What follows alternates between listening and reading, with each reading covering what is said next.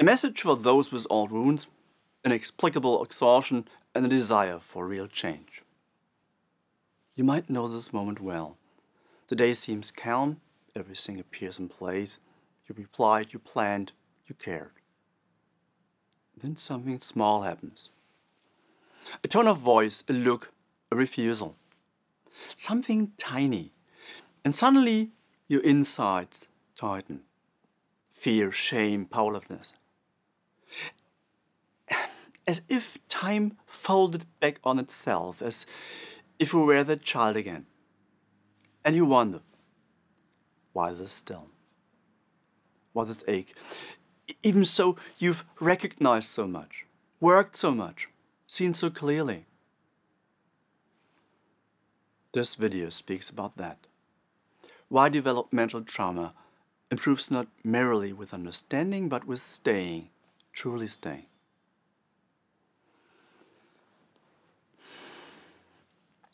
Welcome. Hi, I'm Karsten Noack. As a therapist, I've walked beside many people with anxiety, trauma, deep exhaustion. I bring decades of practice, stories, and tools. If you're watching this, you're ready to stand in your truth. Why understanding alone doesn't bring healing? Let's be honest. Many of us are brilliant at understanding. We read the books, we've watched the videos, we've mapped our triggers. We've told ourselves the right things over and over again. But then something happens. A short word, a delay, a small disappointment, and suddenly your system reacts as if you'd never learn a thing. As if all your knowledge vanished in one wave of fear, shame, or rage. Why? Because understanding is mental and trauma lives deeper. It lives in your nervous system, your breath, your body memory. It's not just a story you can rewrite. It's an experience that must be met, felt, and held. So here's the truth. Insight is important, but presence is transformational. Understanding is like reading the map. Presence is walking the terrain. And when it comes to developmental trauma, maps can't carry you across the mountain. You have to walk it, slowly, gently, with support. What healing actually asks you of? It doesn't ask, have you analyzed this yet? Or can you explain it clearly?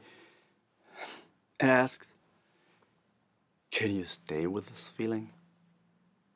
Can you breathe with it? Can you be kind to yourself in the middle of it instead of running away? That's not about perfection. It's about presence. It's about staying with yourself in moments when you used to abandon yourself. A new approach. Instead of thinking, why am I still feeling this? I should be past this by now. Ask yourself, what part of me is finally ready to be felt? Because it finally feels safe enough. This single shift changes everything. Healing doesn't come when we avoid our emotions. It comes when we turn toward them. Gently, bravely, again and again. And that's not weakness, that's strength. That's transformation. Trauma is not an event, but a practiced absence. When people hear the word trauma, they often picture a single event. A car crash, a violent incident, a moment of danger. But developmental trauma is different. It's not about what happened once. It's about what didn't happen again and again. No one shouted, but no one held you. No one left, but no one truly arrived. It's a quiet absence of what every child needs to grow. Warmth, attunement, protection, reflection, emotional safety. You may have had people nearby, but you were left to navigate your world alone, without a mirror for your feelings, without a safe place to land. And so, like many, you adapted. You read the room. You learned early what others needed from you. And you gave it. But in the process, you lost touch with what you needed from yourself. You became accommodating, well-behaved, efficient, invisible even to yourself. That's not just a personality, that's survival. Why this matters? When something is practiced daily, not once, but for years, it shapes your nervous system. That's why you can't just think your way out of it. Because trauma isn't just a memory, it's a pattern. A relational pattern, a bodily pattern, a breath pattern. And the good news is, what was once learned for survival can now be unlearned. In connection, in gentleness, in safety. Healing begins not when we talk about what was missing, but when we begin to give it to ourselves, moment by moment. Second, what was hurt takes time to appear. Sometimes people ask, if this happened in childhood, why does it hurt now? And the answer is both simple and deep, because back then you didn't have the space, the support, or the safety to feel what was happening. As a child, you had one mission: survive. You couldn't fall apart, you couldn't rage, you couldn't grieve. There was no room for that. So you did what many sensitive, intelligent, intuitive children do. You locked it away, deep, far from your daily life, far from your conscious mind. And that strategy worked. It helped you function. It kept you safe, at least on the outside. But here's the twist. The more stable your present becomes, the more those locked away parts begin to stir. Not because you're broken, not because something is wrong with you, because for the first time ever, you might finally be safe enough to feel what couldn't be felt back then. And that's a powerful moment. You may feel confused by this. I have a good life, I've done the work, why does it still ache? But that ache is not a setback. It's a signal. It means your system is opening. It means part of you are waking up, part that finally trust you enough to speak. That's not regression, that's progress. And yes, it might feel messy. It might feel like falling apart. But in truth, you're falling in to the parts of you that waited years for someone to stay. And that someone is you. Third, what was wounded wants visibility. not just reflection. You might believe, if I just understand more, reflect deeper, analyze harder, I finally feel lighter. That's a beautiful instinct.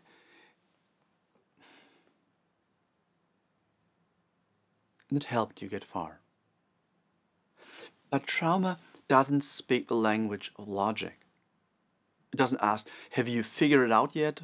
Did you map the timeline? Can you explain what happened in childhood? No. Trauma asks something else. It asks, are you here with me now? Will you stay even when it hurts? Can you see me? Not as a problem, but as a part of you that longs to survive. Healing isn't an intellectual pursuit. It's an act of emotional courage. It begins not with a breakthrough insight. It starts with something much more radical. Presence. Not the kind you post about. Not the one that looks polished or wise. The raw kind. The quiet kind. The breath that stays when everything inside you says, run.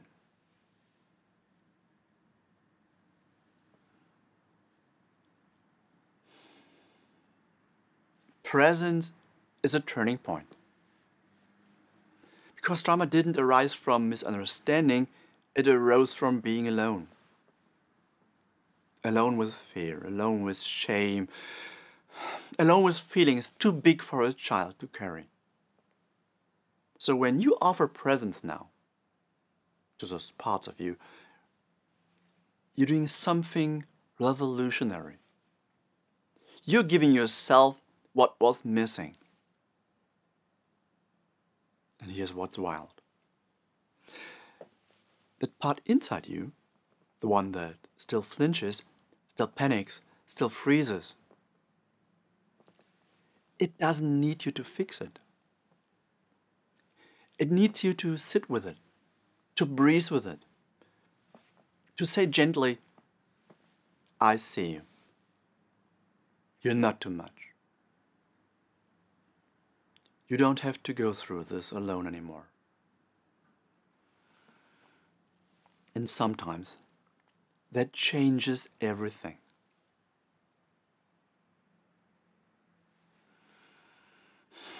But often run through your inner dialogue.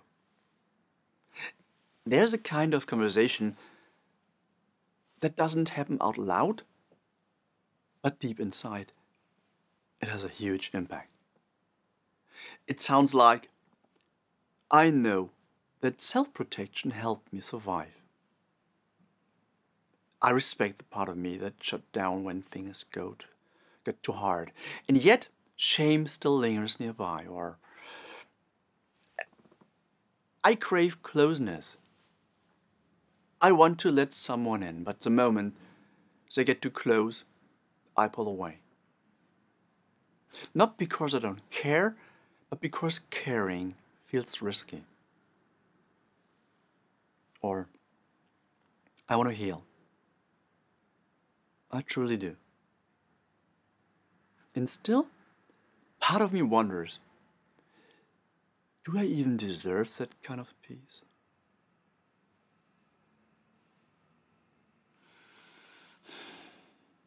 There are no signs of failure when this happens that I talk about here. They are the most honest echoes of a nervous system that has lived through a lot and still wants to live more fully. They don't mean you're broken. They mean you are alive, because numbness feels like silence. But this inner dialogue, however conflicted, is proof that there's still movement inside of you.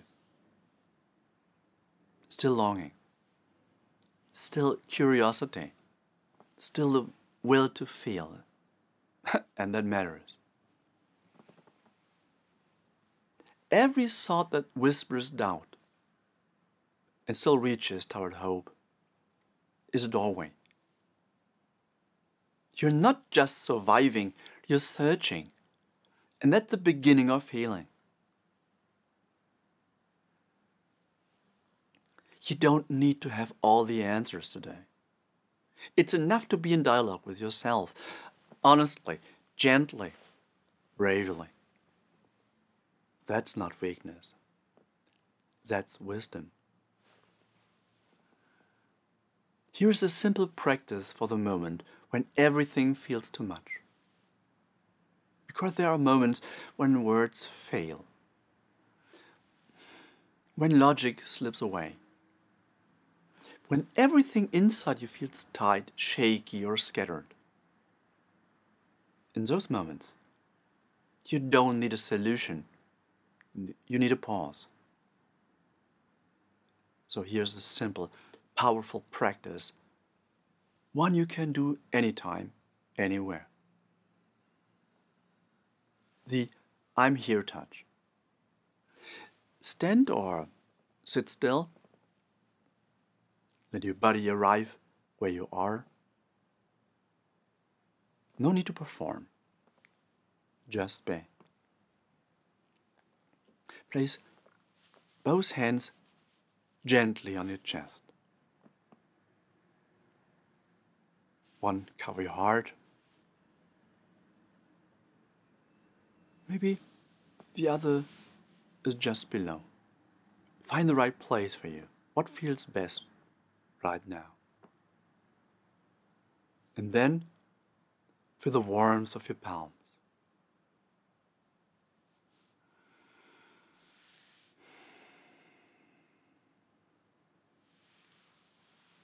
The quiet rhythm beneath.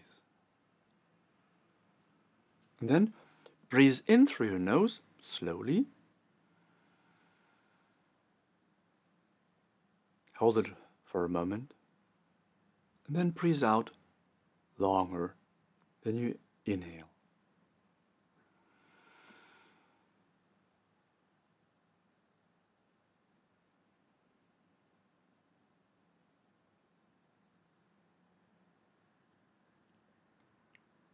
As you breathe, say softly inside, I'm here. I'm not running.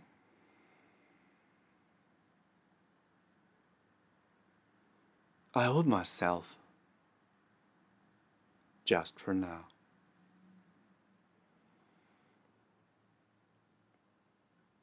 Feel it. Be in contact with yourself. This is not a performance. It's permission. You're telling your system, we're not in danger. We're in presence. We don't have to flee, we can stay. Even just 1 minute like this can shift your state. Gently and without force. You don't need to be perfect. You just need to be present. Allow it. Because every time you choose presence over panic, you rewrite the story your body tells itself. That's healing in motion. Why sometimes things deepen before they brighten? You might say, since I started this healing journey, it actually feels heavier.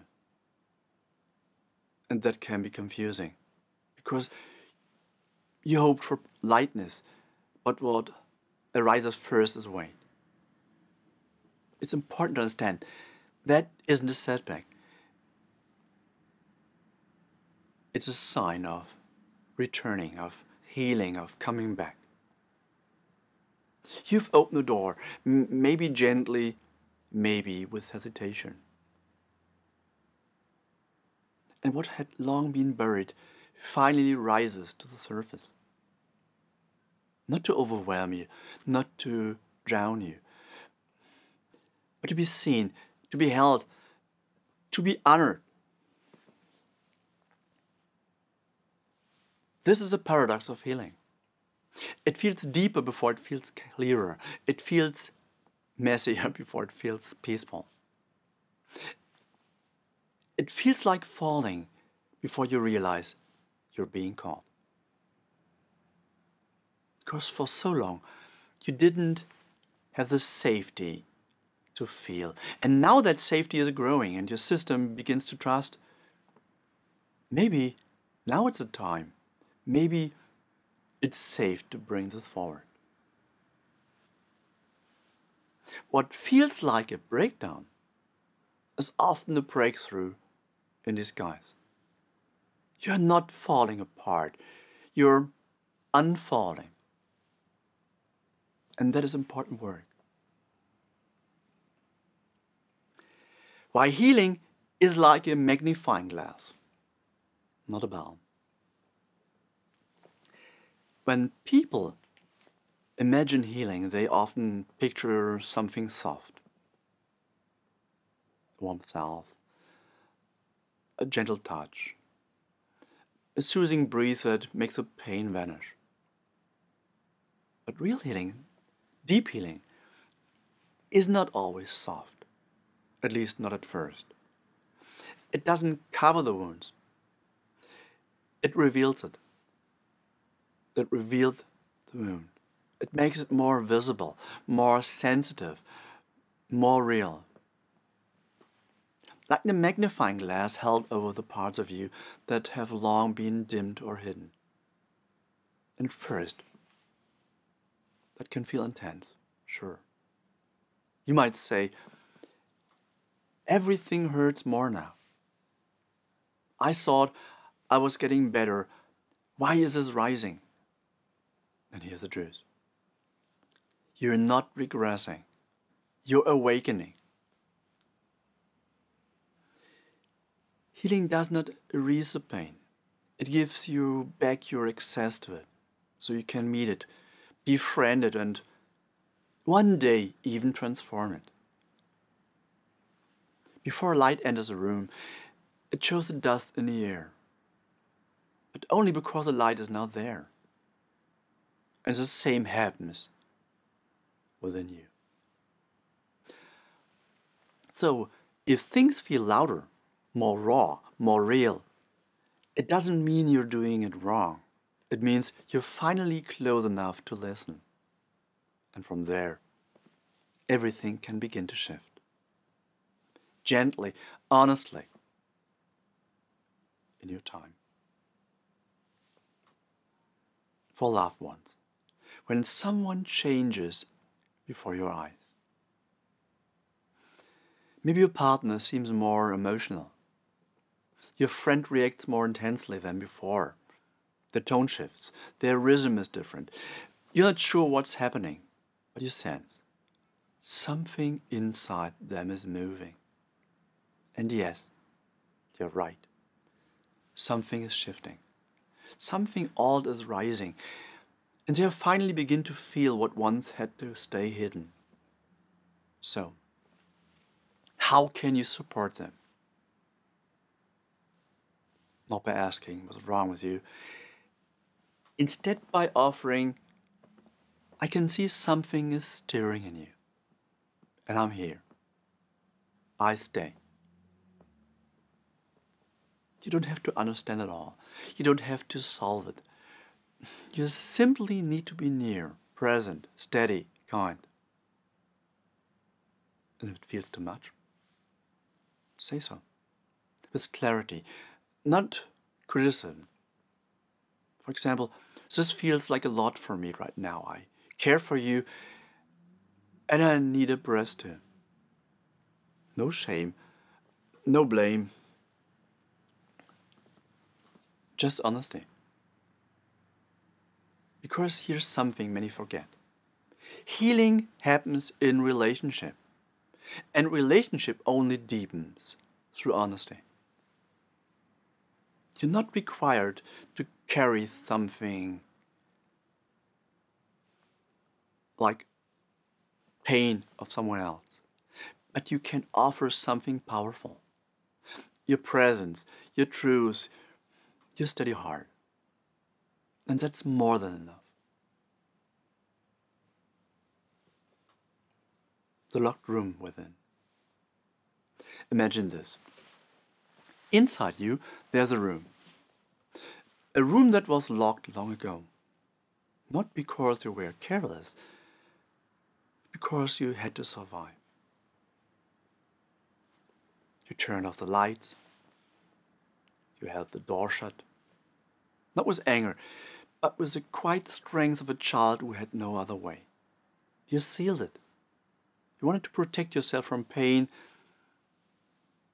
pain that had nowhere to go. And now you stand before that room again. Key in hand, breath held. Something trembling in your chest. You're not sure what you'll find. You're not sure if you want to know. But there's anger. Maybe. Maybe there are tears you thought had long dried. But here's the turning point. When you open that door, even if it shows something that makes you feel sad, even if what greets you isn't easy, even if the air is thick and the light slow to return, that space becomes yours again. It's no longer a place of exile.